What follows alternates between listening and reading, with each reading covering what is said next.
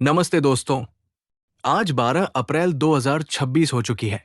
क्या आपने गौर किया? केंद्र सरकार के गलियारों में एक ऐसी चुप्पी छाई है जो सामान्य नहीं है।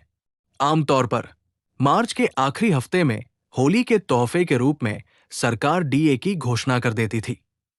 लेकिन इस बार अप्रैल का आधा महीना बीत जाने के बाद भी चारों तरफ सन्नाटा है। आखिर क्यों रुकी है ये घोषणा?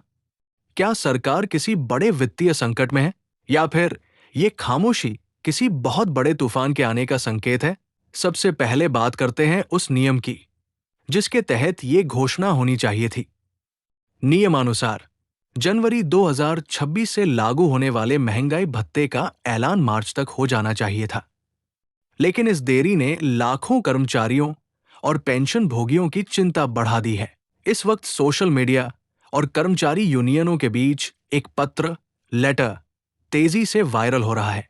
ये पत्र confederation of central government employees की ओर से वित्त मंत्री को लिखा गया है। इस पत्र में यूनियन ने कड़ी नाराजगी जताते हुए पूछा है कि जब एआईसीपीआई, एक्पाई के आंकड़े साफ है तो घोषणा में देरी क्यों? यूनियन की मांग बिल्कुल स्पष्ट है। वे न केवल 4% डीए बढ़ोतरी की मांग कर रहे हैं, बल्कि उनकी सबसे बड़ी मांग है 8वें वेतन आयोग यानी 8th पे कमीशन का तुरंत गठन। यूनियन का तर्क है कि अब वक्त आ गया है कि बढ़ती महंगाई को देखते हुए डीए को बेसिक पे में मर्ज किया जाए। लेकिन क्या इस देरी के पीछे मिडिल ईस्ट की जंग असली वजह है? दोस्तों, इजरायल और ईरान के बीच बढ़ते तनाव ने दुनिया भर में कच्चे तेल की सप्लाई चेन को बाधित किया है।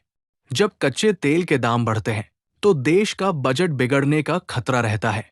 मुमकिन है कि सरकार इस वक्त फूंक फूंक कर कदम रख रही हो और इसी वजह से डीए की फाइल कैबिनेट की मेज पर रुकी हुई है।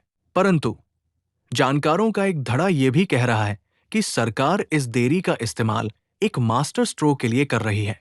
चर्चा है कि क्या सरकार 8वें वेतन आयोग की घोषणा के साथ ही डीए मर्जर का बड़ा ऐलान करने वाली है। अगर ऐसा हुआ तो ये पेंशन भोगियों और कर्मचारियों के लिए दशक का सबसे बड़ा तोहफा होगा। अब सवाल यह है कि क्या हमें घबराना चाहिए? बिल्कुल नहीं। देरी चाहे जितनी हो, आपका एरियर यानी बकाया पैसा कहीं नहीं जा रहा। आपको जनवरी से लेकर अब तक का पूरा पैसा एक साथ मिलेगा। तो दोस्तों, क्या आपको लगता है कि यूनियन का दबाव रंग लाएगा? क्या सरकार को 8वें वेतन आयोग का गठन अभी कर देना चाहिए?